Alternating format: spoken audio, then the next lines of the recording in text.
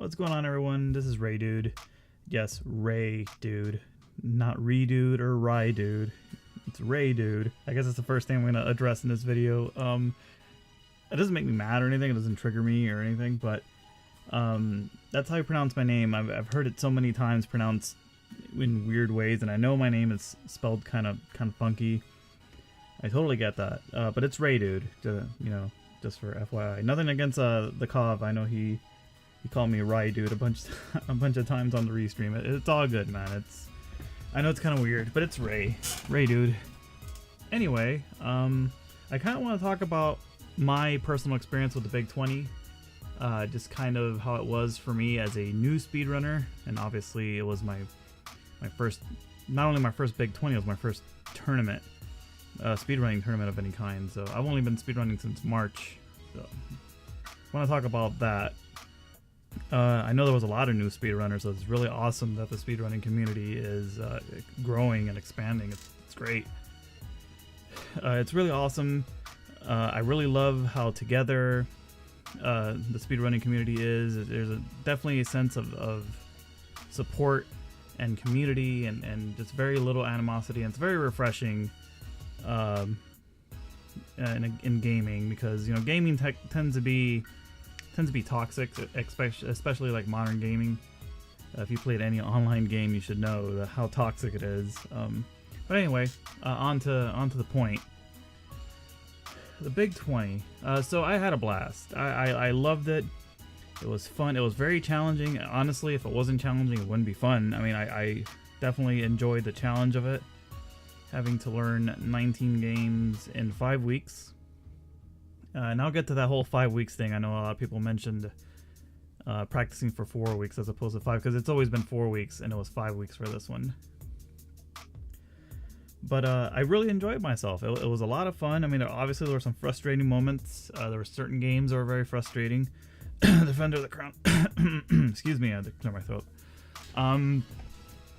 But overall, it was fun. It was so much fun learning these games. It was so much fun not only learning the games, but meeting new people and just interacting with everybody, not only fellow racers, but just other viewers that enjoyed watching me practice these games and everything. It was really a wonderful experience overall.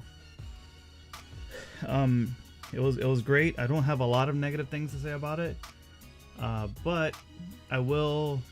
Let's get the elephant out of the room addressed right away. Let's get it out there. The big controversy about this Big 20 obviously was the mystery game. Now, my opinion, I don't think my opinion is very different from the majority, from the general consensus, but I guess I'll give you my angle and my spin on it. First of all, I don't oppose the idea of a blind game. I think it's fun. It added a new twist to the Big 20. It was an interesting wrinkle. And I think it could have potentially have been a very fun kind of new addition, just another element to the Big 20. It's already a wonderful race. It's a fun race, not only for runners, but for viewers. And it added another interesting element to it. And I thought it was a good concept. I always kind of put an asterisk to that, though. I always said it'd be cool. I like the whole idea of the blind game, depending on the game. Now, if you're gonna put a really mean game as the blind game, then I don't like it, because that to me is just not cool. But I kind of figured it'd be an easy game. You know, the first game of the Big 20 is always pretty easy, so I kind of figured that the blind game would follow suit. It'd be a quick 3 or 4 minute game, just a straightforward shot to the first boss, whatever it is. And that was it. That's why people were theorizing about the first game being an RPG or something like Final Fantasy. And I even thought that even Final Fantasy would be too mean. I mean, what if you've never played Final Fantasy before? It's not like you could just hold right and make it to the boss. I mean, you have to know where the boss is. You have to know what party to get to equip your weapons. You know, if you intend to level grind, stuff like that. I mean, you would need to know these things. So I think putting something like that as a blind game, I thought would have been too mean. Now, again, I don't oppose the idea of the blind game. What I do oppose, obviously, and a lot of people are in the same boat, I oppose with putting a game like this as the blind game. I think you don't put a I want to be the guy, super Meat Boy, super hard, challenging for the sake of being challenging, frustratingly hard just for the sake of being frustratingly hard game as the first game. Because you know what it looks like? It looks like you kind of did that just to see, let's see how these guys can handle a game like this. Which, in your mind, I'm talking, I guess, directly to the guys that set this up. And first off, let me actually preface that with, I have no ill will towards anybody. Towards Bad Breaks or Dexter or anybody else. I think it was Bad Breaks actually that made the decision to put Battle Kit. I have no beef with you, man. I think I love the fact that you guys put this together. It's a lot of fun. I give you major props for that. I really appreciate it. It's a really cool thing, and honestly, I'm just giving my opinion. It's not hate. I'm not hating. I'm not drinking the haterade. But I think maybe in your mind it seemed cool in theory, like, oh, let's get this really hard game and see how these speedrunners could handle it. But it wasn't, because what happens is with a game like this, first off, with a tournament like this, competitive balance is very important. You really want to have as even a playing field as possible. You really don't want to give any sort of advantage to anyone over somebody else. Now, obviously, you can't control whether somebody had played the game before or not, so it's not your fault that Prizzy and Yogi had played Battle Kid before or nobody else. That is completely not your fault. I mean, I know you tried to pick an obscure game that you were hoping nobody would play, but that was an unfair advantage, but it's one that you can't control in this scenario. That's not what I'm talking about. What I'm talking about is a game like that does not cater to every speedrunner. Now let me explain. Not all speedrunners are created equal. Some speedrunners have the ability to take a game like that and just play it and destroy it. That's their style. To me, that maybe is another talent separate from speedrunning. But there is a certain talent involved in picking up a game and just playing it blind and never playing it before and figuring it out on the fly. And some other speedrunners, I think actually the vast majority of speedrunners don't do that. They don't operate that way. What they do things, they learn these games by grinding. I mean, Arcus is a great example. Arcus is the kind of person that will take a game and just grind and grind and grind and grind and grind and grind until he gets it. Obviously, you can't do that with a blind game. It kind of goes against. It's kind of the opposite of what their skill set is.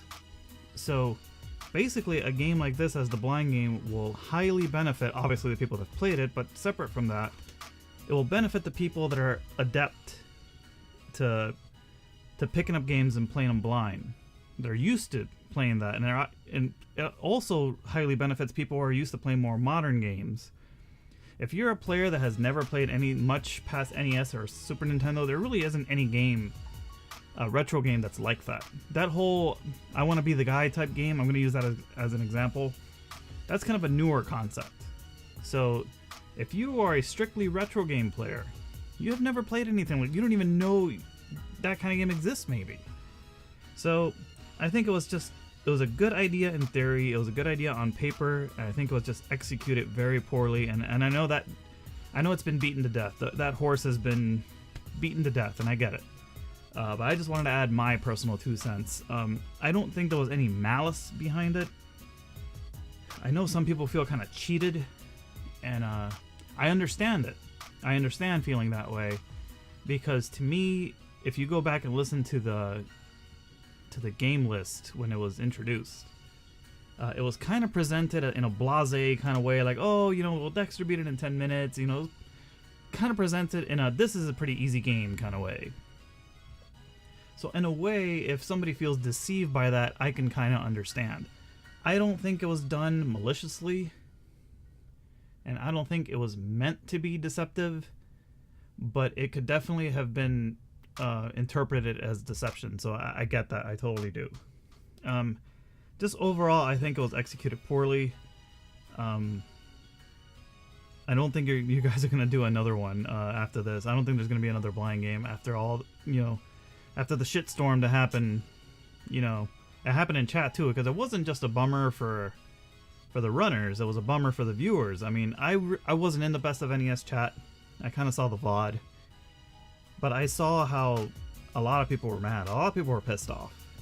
And a lot of Arceus fans and Cats fans, and just generally, if you're a fan of a speedrunner and you see this happening and you see them struggling, I mean, you don't want to see that, you know? It kind of seems unfair. So, and I saw some people suggest, like, hey, well, you should put it as the last game, not the first game. The people had issue with it being the first game. I really don't understand what difference it would have made if it was first or 10th or 20th. I mean, what difference does it make? If you're going to take 45 minutes to do Battle Kid, what difference does it make if it's at the beginning or the end or the middle or whatever? I think actually if it was at the end, it'd be meaner, because you could have... What if you had like an incredible 19 first games, the ones you studied, and then you play Battle Kid and it totally wrecks your entire run? I mean, is that really better? I mean, I don't know. I don't agree with that. I don't understand that logic, but that's kind of my overall view about it. I hope they learn from it. I know a lot of people were also kind of annoyed at some of the commentators. I'm not going to mention names. They seem to kind of have a, let's just call it a, well, you know what you signed up for kind of attitude. That's what you signed up for. You knew there'd be a blind game. I don't agree with that. I don't know if I should truly say how I feel about that. What line of thinking? I think it's bullshit. I don't. It's really easy to make that opinion and formulate that opinion from the other side of it. You know, from a commentator's perspective, as opposed to somebody who's actually going through it. So, needless to say, I kind of disagree with that sentiment. But overall, I really hope it's not like a black eye to the Big 20. I don't think it is. It's just kind of a hiccup, I think. It was unfortunate. It was something that seemed like a good idea, like I said, on paper, but it just wasn't executed properly. It's just the long and the short of it. Aside from that, I think it was great. One other thing aside from Battle Kid, it's kind of unfortunate also that you have a game like Defender of the Crown, and hopefully they can maybe avoid games that are just strictly RNG, that are totally random. And I'm not just saying this because Defender of the Crown screwed me on the big, because it did, because I had an 11-minute Defender of the Crown, and it had nothing to do with my gameplay. It was just randomness. Hopefully they can maybe avoid, or try to avoid. I know they probably want to do every NES game eventually, and eventually they're going to just start running out of games, but hopefully they can avoid doing games that are just 100% RNG, because that's also not fair. Then you're bringing in an element of luck, because you can do everything perfectly, you can menu everything perfectly. That's pretty much all you do in the game, is menu and shoot boulders. You can do it all perfectly, and then if the game decides, well, I'm not going to let you win, you're not going to win. So that's kind of it kind of goes against the spirit of competition, I think, and I don't know. I would hope maybe in the future Big 20s they avoid games like that, but we'll see. Aside, I don't want this to be a completely negative video. I did want to address the Battle Kid stuff. Overall, I really did enjoy myself. I really did have fun, and I really do appreciate it being put together. And I really highly enjoyed the competition, because at the end of the day, that's why people are so upset, and that's why people are so heated about it and so tilted about it, is because we're competitors. We don't all look. I'm gonna be frank with you, okay? I'm gonna sit here. I'm gonna keep it 100% with you. All of us speedrunners, we all like each other. We're a big community. Everybody likes each other for the most part. I mean, it's great. But we also want to win. I mean, this is we're all competitors. We all, you know, want to compete. That's why we want to join these things. It's a competition, and I'm gonna go out on a limb and say that all of us love the competition, and we want to win. You know, we don't want to just play well. We want to win the whole thing, or at least do the best that we can. So that's why I think a lot of people got so heated and so passionate about the Battle Kid, because it really does seem like it threw the whole element of fair competition. The playing field was just not leveled anymore.